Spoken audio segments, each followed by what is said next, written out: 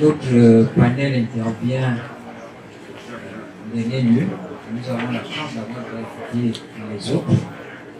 Nous essayons d'être plus pratiques parce que lors des deux premiers panels, les libraires qui sont un maillon essentiel de chaîne de livre ont été suffisamment interpellés. Nous avons la chance d'avoir ici avec nous des syndicalistes qui ont un regard beaucoup plus fond. Ils ont l'art de tester, mais je crois qu'aujourd'hui, ils vont nous permettre de comprendre comment ça fonctionne. Quel bilan peut-on faire aujourd'hui de la politique du livre au niveau de la librairie? Nous sommes dans un business. Est-ce qu'ils sont en mesure d'ouvrir des rayons comme on a entendu tout à l'heure, de manière à ce que l'éducation soit la chose première au Cameroun et non pas seulement le manuel scolaire? Nous commençons par applaudir Ngassa, qui est le président du SINA DIPAC. Merci beaucoup, M. le Président, d'être là. Vous avez été interpellé. Soyons pratiques. Merci à Séverin. Merci au PDG de NMI qui a organisé cette rencontre. Merci également à l'assistant qui est là pour nous occuper. La problématique du livre au Cameroun, défis et perspectives. Je vais commencer par énumérer les différents problèmes plus profonds que vivent les libraires. Les libraires sont le dernier maillon de la chaîne, mais pas un maillon à négliger, parce que c'est le plus important. Le dernier maillon, mais c'est le maillon le plus important, parce que c'est le libraire qui a en face de lui le consommateur. C'est le libraire qui a en face de lui le consommateur qui approuve si le livre est de bonne qualité ou pas, parce que le plus souvent, l'éditeur passe sa commande en imprimerie et parfois le livre qui arrive sur le terrain n'est pas toujours ou parfois de bonne qualité. Donc c'est le libraire qui reçoit tout ça et remonte l'information aux différents éditeurs concernés. Donc le rôle du libraire est très capital pour le livre, pour le livre scolaire en particulier au Cameroun. Au Cameroun, la librairie scolaire représente les 90% du chiffre d'affaires du libraire. Parce que les livres de la culture générale ne sont pas encore trop ancrés dans nos mentalités. Et je dirais la faute à nous tous. Quand on dit on ne lit pas au Cameroun, qu'avons-nous fait pour qu'on lise au Cameroun? Chacun, c'est-à-dire dans le dossier, chacun parmi nous ici, on va trouver peut-être un classeur. Dans ce classeur-là, on trouve les grands vins, les grands whisky, mais jamais les livres. Ça part de là. Parce qu'on n'apprend pas l'enfant à la maison qu'il faut s'éduquer, qu'il faut lire, qu'il faut seulement boire le vin. On pourrait se plaindre. Je bois du vin parce que dans notre placard, je bois le vin. Mais si l'enfant voit le livre dans son placard, à la maison, il va aussi essayer de chercher à lire le livre de la culture générale. Donc la faute, en ce moment-là, c'est à nous tous. Maintenant, le problème du livre, qui la libraire. Nous rencontrons beaucoup de difficultés. Je vais supplier M. Séverin, les gavellets de nous laisser un peu le temps, parce que le libraire est celui-là, mais le syndicat lui-même, celui-là qui peut beaucoup plus étaler les difficultés du livre. Parce que si le libraire ne se sent pas bien, le l'éditeur qui est en haut ne se sentira pas bien. Nous avons actuellement au Cameroun la liste des livres homologués. Est-ce que ce sont ces livres homologués-là qui sont utilisés dans notre salle de classe? Je dirais oui et non. Oui, parce que l'État est exigé. Oui, parce que sur certaines listes, on a bien mentionné ces livres-là. Non, parce que, bien même que ces livres-là étant mentionnés, les enseignants demandent plutôt autre chose. Ce qui fait que ces éditeurs qui sont agréés, je peux le dire ainsi, se retrouvent spoliés. Ils ne peuvent plus avoir le rendement sur leur investissement. Parce que ces livres-là ont été mis de côté au profit des livres non homologués. Et nous avons attiré l'attention du pouvoir public par rapport à cela. Ici, nous avons parlé du dialogue. Le syndicat, depuis que nous sommes à la tête de ce syndicat en 2018, nous avons organisé plusieurs rencontres et avec l'éditeur et avec le distributeur. En juillet 2020, nous avons organisé une rencontre pour créer une synergie de la chaîne du livre. Une synergie où les éditeurs, les distributeurs et les libraires parleront de la même bouche en face de devant leurs interlocuteurs qui sont les pouvoirs publics, notamment le conseil d'agrément de manuel scolaire. Nous avons laissé la tâche à cet éditeur d'écrire le statut de ce concept-là. Jusqu'aujourd'hui, ça n'a jamais été fait. Nous ne savons pas pourquoi. Donc, au niveau du syndicat, nous avons toujours voulu que la chaîne de livres soit respectée au Cameroun. Que le Cameroun soit d'une manière industrialisée en matière de livres scolaires. Monsieur Najibé a parlé tout à l'heure de 4 896 000 élèves au primaire. Le livre du primaire coûte 10 000 francs. C'est-à-dire que tous les 7 livres agréés au programme officiel, ça coûte 10 000 francs. C'est-à-dire que si chaque élève achetait ce livre-là, on se rappelle de 5 milliards. Mais NMI, qui est le plus gros distributeur, ne produit pas 5 milliards de livres. Je parle de rien que du primaire. Je prends le cas du secondaire où il y a 3 millions d'élèves. Si on prend la base de 40 000 par enfant pour tous les 13 livres agréés au programme, on a 12 milliards. Vous voyez que si les choses sont bien faites, l'industrie du livre peut créer autant de richesses au Cameroun. Parce que cet argent, parfois, c'est bloqué dans les poches des parents, parce que l'implémentation n'est pas aussi bonne. Parce que nous n'avons pas dit aussi dans la tête, le gouvernement n'a pas mis dans la tête des Camerounais qu'il faut utiliser le livre scolaire. On sort des listes, mais ça ne suffit pas. Je me rappelle dans les années 80, quand j'allais en 6e, il fallait présenter tous les livres pour s'inscrire à l'école. Aujourd'hui, ce n'est plus le cas. Ce qui veut dire que les éditeurs qui ont la chance d'avoir le livre français, anglais, maths, vendent parfois. Mais quand on parle d'histoire, géographie, autre là, l'enfant, c'est même le parent qui demande qu'est-ce qu'on fait avec. Et ça fait des manques à gagner auprès des libraires, des distributeurs et des éditeurs. Donc, à côté de ça, aujourd'hui, excusez-moi un peu, nous avons la concurrence déloyale. La concurrence déloyale chez nous a plusieurs côtés. Ce n'est pas seulement le distributeur qui peut vendre dans l'école. Ce n'est pas seulement le distributeur qui peut vendre dans l'école. C'est ces livres qui ne sont pas agréés là, qu'on le trouve dans les écoles. Et les écoles sont pour nous aujourd'hui des bons concurrents. Pourtant, le libraire qui peut facilement épauler ses livres peut également créer autant d'emplois. Je prends, on dit que ça fait 2 mois d'activité. Mais en 2 mois d'activité, il n'y a aucun libraire qui n'embauche moins de 5 à 10 stagiaires. Ça veut dire que ça fait déjà des rentrées d'argent dans les familles à partir du livre. Donc, pour ne pas être trop long, je vais laisser la charge à mes confrères de dire un peu plus concernant la problématique du livre scolaire, au moins plus du livre scolaire au Cameroun, et la chaîne du livre. Parce que la chaîne du livre, si nous respectons cette chaîne-là, chacun pourra trouver son compte. Malgré que le prix soit bas, parce que le prix est vraiment bas, parce que, vous voyez un peu, au niveau de la maternelle, c'est 3 livres à 3 000. 3 livres. Et si on pratique les 20% des libraires, on met les précomptes, parce qu'il y a les précomptes de 2% ou 5% qui arrivent, on met les précomptes, le libraire qui vend les 3 livres à 600 francs. C'est-à-dire que s'il faut gagner 600 000, il faut vendre 1000 collections. Ce qui n'est pas facile aujourd'hui au Cameroun, avec les libraires que nous sommes, de vendre 1000 collections de livres de la maternelle. Ça veut dire que le libraire, à la fin de la rentrée scolaire, se retrouve appauvri. Parce qu'il a pris du crédit, il est allé acheter des livres, peut-être à 10 millions de francs, il a pu vendre seulement 7 millions. Vous voyez que il est avec 3 millions de livres. Son bénéfice est dedans. L'argent qu'il a, les emprunts qu'il a fait auprès des tiers, il ne peut pas rembourser parce qu'il y a eu les ventes. Donc, le libraire d'aujourd'hui, à l'époque de la politique livre unique, et le libraire d'hier, à l'époque de la multiplicité des titres, ne s'en sort pas. Merci beaucoup, voilà. Monsieur le Président, merci.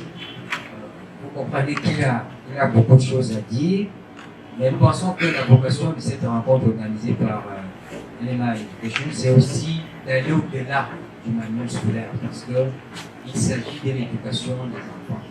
Tout à l'heure, on a écouté, on demandait aux leaders d'ouvrir un tout petit peu les rayons de leur boutique, livre de manière générale, pour que la culture puisse s'installer.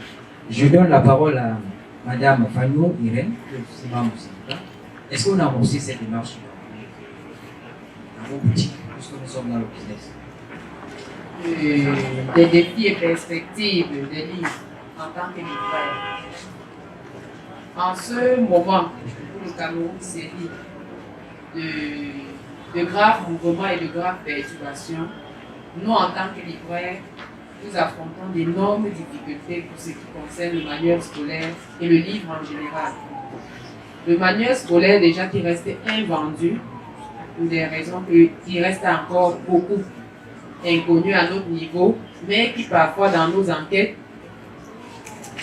nous révèlent le fait de l'inutilisation réelle du manuel dans nos écoles et collèges, au profit des manuels non homologués, qui reste encore un grave fléau, le manuel scolaire homologué par le gouvernement. Nous prenons des exemples quelquefois seulement pour cette rentrée académique qui est au point de s'achever.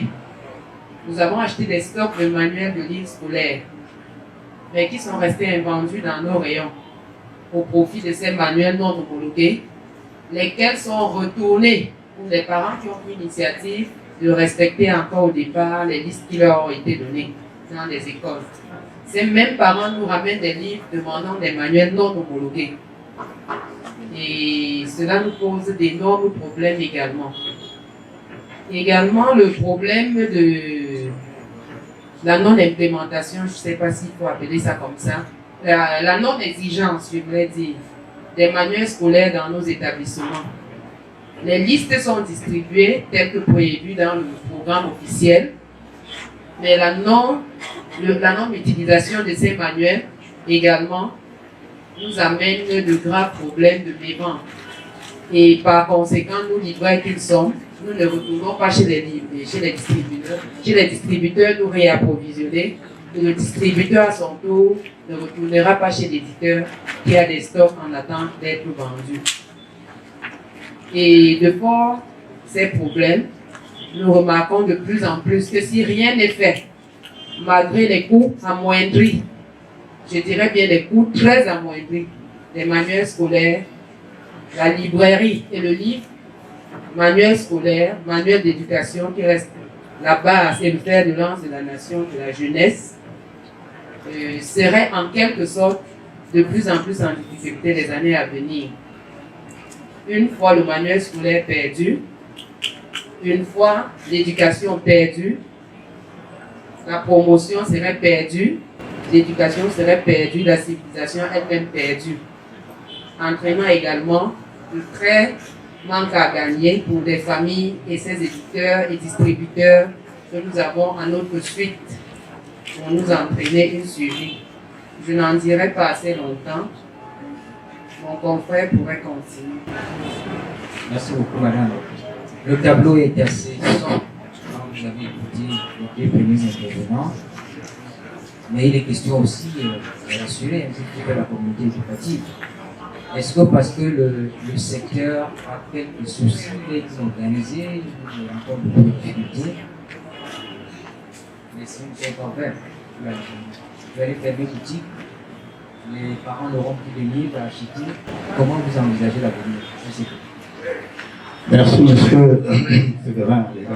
Je dis bonjour à l'assistance et je veux envoyer un merci particulier au président général de NMA qui a pensé ne pas organiser cette plateforme d'échange qui est, n'est-ce pas, qui a été voulu, n'est-ce pas, par notre syndicat depuis quelques années déjà. Nous avons essayé à plusieurs reprises, n'est-ce pas, de réunir les acteurs de la chaîne du livre autour d'un thème aussi fédérateur que celui d'aujourd'hui, c'est-à-dire la problématique de la chaîne du livre.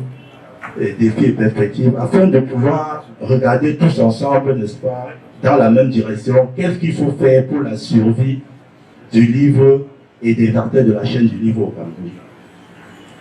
Il se trouve que mes prédécesseurs, que ce soit les éditeurs, les distributeurs et les libraires qui m'ont précédé, ont évoqué déjà, n'est-ce pas, un certain nombre d'éléments sur lesquels je ne vais pas venir. Seulement, il faudrait retenir qu'on ne peut pas parler aujourd'hui, si on parle aujourd'hui des perspectives, des défis et perspectives de la chaîne du livre, il faut retenir 4 choses principalement. Quand nous parlons de la chaîne du livre, le reste maintenant c'est là-dedans.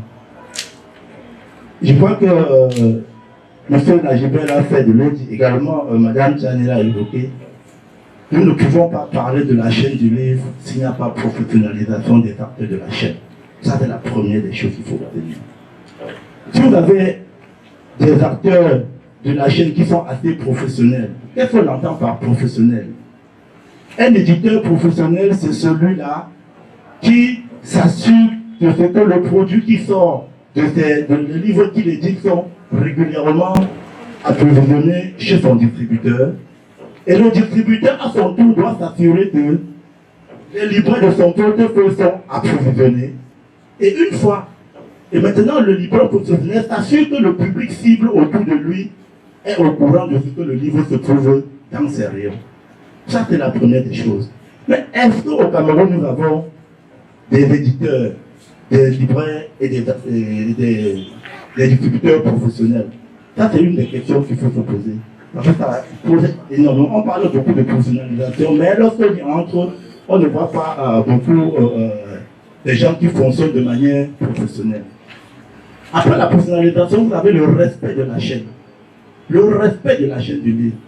Puisque nous parlons de la chaîne du livre. Tant que la chaîne n'est pas respectée, j'ai toujours dit, lorsque vous avez des éditeurs carton sur la tête, c'est l'exemple que je prends souvent, des éditeurs qui produisent quelques exemplaires qui se promènent au début de la rentrée et débauchent quelques libraires, en faisant, n'est-ce pas, en balayant, n'est-ce pas, en passant au revers de la main, l'autre maillon qui est le distributeur, et à la fin, vous ne savez plus où trouver le livre. Parce que lorsque vous allez faire peut-être les premiers achats, entre-temps, vous ne savez plus où le trouver. Vous ne savez pas où il se trouve. Ça fait problème. Maintenant, il y a l'évaluation. C'est-à-dire que les acteurs de la chaîne doivent pouvoir s'évaluer. Lorsque nous avons fini une campagne comme celle-ci, on devrait effectivement pouvoir s'évaluer. Quels sont les éditeurs qui ont respecté autant que fait ce que la chaîne du livre? Quels sont les distributeurs qui ont respecté? Quels sont ainsi de suite? Ça nous permet de voir en avant. Parce que nous, au niveau du syndicat, nous avions produit, nous avons fait des fiches d'évaluation des distributeurs et des éditeurs qui devraient nous permettre à la fin de chaque campagne de dire voilà, parce que nous avons un bras séculaire de l'État qui est le conseil d'agrément de manière scolaire, avec qui nous comptions, comme M. Najibel disait tout à l'heure en collaboration avec l'UNA, des mécanismes, n'est-ce pas, pour rendre plus attractif le secteur du livre au Cameroun. Mais également, il y a le 4e facteur. Pour que la chaîne ait des véritables perspectives, il faut la culture du livre. Est-ce qu'au Cameroun, nous avons la culture du livre? On a tendance à dire non. Mais moi, je pense que si les acteurs du livre ne font pas de manière que le public s'intéresse au livre, le public ne s'y intéressera pas. C'est de ça qu'il s'agit. Nous ne pouvons pas rester tout simplement dans nos librairies ou alors dans nos maisons d'édition, dans nos maisons de dire le parent n'achète pas le livre. Les gens ne lisent pas. Est-ce qu'autour de nous, nous avons développé, n'est-ce pas, des politiques attractives qui permettent aux différents, n'est-ce pas, au public cible, je parle en tant que libraire, n'est-ce pas, de venir dans la librairie demander qu'est-ce qui peut intéresser mon enfant de 5 ans, qu'est-ce qui peut intéresser mon enfant de 10 ans, qu'est-ce que moi en tant que qu'est-ce que je peux lire pour ma culture personnelle? Est-ce que nous l'avons fait? C'est au niveau de la culture. Maintenant, pour parler principalement de manière scolaire, dont il est question depuis un certain temps. Il se trouve que le prix, parce que c'est de ça qu'il s'agit, il se trouve que le prix du livre, depuis pratiquement la réforme, a impacté beaucoup sur le chiffre d'affaires des libraires, des éditeurs et des distributeurs, faisant que même ceux des éditeurs qui au départ voulaient à peu près s'arrimer sur la professionnalisation ont vu qu'en chemin, les charges ne leur permettaient pas de lâcher des mini-pourcentages. Parce que lorsqu'ils trouvent qu'en achetant 2 francs par livre seulement sur 10 livres, c'est beaucoup, ils ne peuvent pas le faire. Et la culture du livre, nous avons parlé ici d'une manière unique. Vous savez, aujourd'hui, le manuel est unique à l'école. Lorsque un éditeur s'est battu avec tout ce que cela comprend, nous savons ce que cela fait. Pour produire un livre, il y a les auteurs, il y a toute une chaîne, comme on dit. Lorsque vous avez gagné le marché, entre guillemets, comme on dit, au niveau du conseil, et qu'on vous a octroyé le livre d'histoire géo, par exemple, une cité comme celui-là, et que les enseignants à l'école, j'étais parfois sidéré de voir les enseignants dire aux élèves que ce livre-là, ça n'a servi à rien.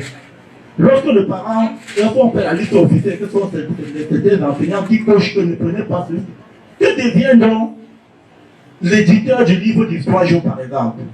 Vous voyez autant d'argent qu'il a investi en amont et que le livre pas, parce qu'il n'y a pas la culture. Lorsque le parent s'en tient parfois à ce que le maître lui dit que non, le livre de français, anglais, ça suffit, le reste là, on va copier. Du coup, le parent se dit que bon, je peux m'en passer. Pourtant, c'est pas que le parent n'a pas le problème, n'a pas d'argent. Parce que je l'ai posé ce problème. Le conseil avait dit, on a baissé le prix du livre en adéquation pour que les parents puissent s'acheter facilement le livre. Le président l'a dit tout à l'heure, vous avez l'ensemble des livres de primaire qui coûtent 10 000 francs. Mais à côté de ça, vous avez des éditeurs que j'ai dit toujours entre les éditeurs marrons qui n'ont pas pu faire agréer leur manière au niveau du conseil, mais qui réussissent quand même l'espoir de faire comprendre à certains chefs d'établissement que non, si ceux-là ont mis leur livre au programme, c'est parce qu'ils ont corrompu. Nous autres, nous avons les meilleurs livres. Et ils le vendent à 2 000 francs, 3 000 francs. Ils le font. Je vais chuter, merci. Ils le font auprès des parents. Et le parent vient acheter sans se plaindre. Ça veut dire que le problème n'est pas celui du coût. Donc il faut revoir fondamentalement le prix du livre qui a fait que nos chiffres d'affaires ont beaucoup baissé. Et ensuite, peut-être avec ça, si l'interprofession, comme je l'appelle, peut s'asseoir régulièrement pour étudier leurs problèmes, les problèmes de la chaîne, je pense que d'ici 1-2 ans, nous ne pouvons plus être en train nous allons constater peut-être que nous avons un peu avancé. Je vous remercie pour cette première prise de parole. Merci beaucoup. Nous sommes tenus par le temps. Si dans la salle il y a une ou deux questions, on va en répondre. Mais ce qu'on retient déjà du passage d'Hilbert qui se défend très bien, c'est que pour assainir ce secteur qui a quelques soucis, il faut la culture du livre, il faut la professionnalisation des acteurs, il faut le respect de ceux qui font partie de la chaîne. Voilà quelques idées qui nous sont. Nous avons certainement dans la salle des étudiants, oui. Une question, rapidement. First of all, I want to thank the CEO of NMI Education for organizing this conference. I've learned a lot, and I also thank you because we have had the opportunity to discuss with librarians and bookshoppers. We have always had the opportunities as publishing students to be in contact only with publishers, and we have never heard the other side of the so I'm very happy. When one of the panelists mentioned the point on students buying books from teachers instead of the one being sold in the library, I really felt concerned because when I was in secondary school, I thought that those who sell books, good books, were teachers, because it is we only hear from teachers that they are the books that we are supposed to buy, even though we see it on the class list when the teachers give us a different book to buy. So the question I want to ask is it that the ones that are being published and are being put in the program is not the competent, I don't know if competent is the right word, is the competent one for the students, or is it that, what do they want? And could there be a problem? Could there be a I don't know how to put it then. Is it that teachers should be in contact with authors? Because most of the times too, we hear teachers saying, that author is my friend, if you buy a book from that author. So I don't know if we are supposed to gather teachers and we are supposed to make contact with them so that we will say, well, that's mine. Merci. Excusez-moi, on va répondre en français. J'espère que vous comprenez le français. Le principal problème, c'est quoi? Il se trouve qu'il y a des livres agréés par le Conseil national d'agrément du manuel scolaire. C'est-à-dire que le gouvernement de la République décide qu'à tel niveau d'apprentissage, voilà ce que nous apprenons à nos enfants. Et ces livres sont évalués par des inspecteurs dans les différents établissements. Et ces livres, justement, avant d'être écrits, font l'objet de beaucoup de recherches. Maintenant, une fois qu'il est agréé, ça veut dire que sûrement parmi autant de livres qui étaient proposés, c'est le meilleur. Maintenant, l'enseignant n'a pas... L'enseignant, c'est-à-dire que c'est sur la base de ces manuels-là que l'enseignant distribue son cours. Mais ça ne l'empêche pas de faire des recherches.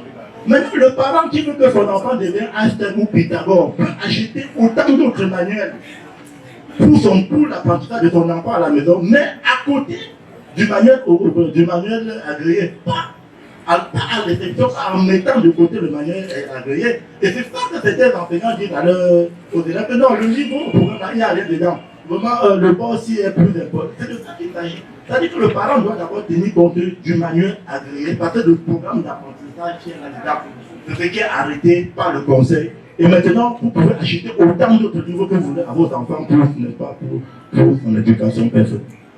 Merci. Il y a une deuxième question. Merci. Je suis Raymond Kia, leader du quartier. Et merci, Président, pour nous avoir fait cette plateforme ici au panel. Je voulais poser, j'ai une préoccupation qui s'adresse particulièrement au Président. Nous avons souligné tout à l'heure un problème que j'estime très important. Qui pourrait nous amener à comprendre que le livre unique, nous allons vers un slogan, juste. Parce qu'il y a tellement, je dis, cette concurrence des barrières dont le Président a souligné là, est vraiment la plus sur le terrain. Parce que même au quartier, nous retrouvons des épiciers, c'est-à-dire des boutiquiers qui se font passer pour des libraires, qui vendent des livres. Il y a ça. Et au niveau des établissements, même les établissements publics, nous en trouvons, où le livre scolaire agréé est mis de côté pour des fascicules exigés par l'enseignant dans la salle de classe. Bon, est-ce que le syndicat à son niveau a pris des dispositions? Parce que si l'État qui a instruit le livre unique peut également mettre en place un système de contrôle pour sillonner les établissements et vérifier exactement si effectivement ce livre est utilisé. Est-ce que vous avez mené une action pour vous approcher, l'État dans ce contrôle-là? Merci. Merci. Au niveau du syndicat, nous avons vu cela venir. On a attaqué le mal très tôt. Malheureusement, nos interlocuteurs ne nous comprennent pas suffisamment. Nous avons écrit à tous les ministères en charge de l'éducation, même au ministère de la Culture, concernant cette type de choses. Fort heureusement, maintenant, c'est en train d'aller parce que j'ai reçu une délégation de la CONAC pour enquêter sur cette affaire des choses. Nous allons croire que peut-être d'ici l'année suivante, les choses peuvent changer. Et il y a également la nouvelle loi sur le livre dont parlait Gilbert, qui est entrée en vigueur si le chef d'État promulgue. À partir du mois de janvier, beaucoup de choses vont changer concernant les livres scolaires. Mais à côté de ça, nous, au syndicat, nous attirons l'attention de tous ceux qui peuvent nous comprendre, le problème du livre, en commençant même par les distributeurs, par nos partenaires, les distributeurs, les éditeurs et le gouvernement camerounais. Nous en avons écrit beaucoup de lettres, les avisant, c'est-à-dire situant tous les problèmes que peut connaître la chaîne du livre au Cameroun. Nous l'avons fait. Donc, comme au Cameroun, c'est pas facile. Ça ne va pas vite, mais ils lisent. Parce que quand ils nous appellent parfois pour poser certaines questions, nous disons qu'ils sont de lire et ils sont de travailler là-dessus. Donc le syndicat des libraires ne dort pas. Je voudrais dire une chose. Vous trouvez les livres chez les boutiquiers partout au quartier. C'est là où nous demandons aux distributeurs, aux éditeurs de renforcer les pouvoirs, enfin de renforcer la capacité du syndicat. C'est-à-dire de permettre à ceux qui sont syndiqués d'avoir accès à l'achat du livre. Là, ça permettrait que le secteur livre soit vraiment assaini. Parce que même quand il y a piraterie, l'éditeur qui est en haut ne peut pas savoir s'il y a piraterie. C'est que le libraire qui va dire à l'éditeur que attention, votre livre est piraté à tel endroit du pays. Or, si le syndicat n'est pas soutenu par ses interlocuteurs, les partenaires que sont les visiteurs et les distributeurs, nous allons toujours continuer à... Il ne faut pas dire pleurer. Je ne veux pas dire que la librairie nourrit pas son nom. Il faut faire très attention. La librairie nourrit son nom, mais pas suffisamment. Parce que les efforts que nous fournissons, le gain n'est pas à la hauteur. Le gain n'est pas à la hauteur des efforts que nous fournissons. C'est-à-dire en 2 mois, les libraires travaillent beaucoup. Les libraires pratiquement ne dorment pas pendant les 2 mois, parce qu'on ouvre à 6 heures, on fait parfois à minuit. Vous voyez un peu, avec tous les risques que cela comporte. Mais on parvient quand même à vouloir satisfaire les parents. Ils ne parlent pas de clients, parce que chez nous, on ne parle pas de clients, mais on parle de parents. Je vous remercie. Merci beaucoup. Nous disons que nous sommes tenus par le temps. Nous avons eu le plaisir d'écouter les membres du syndicat Sinalipac qui ont un regard particulier sur cette question, la problématique de la chaîne de livre au Cameroun. C'est une discussion qui va continuer. Malheureusement, nous devons nous arrêter. Merci beaucoup, mesdames et messieurs, de nous avoir écoutés.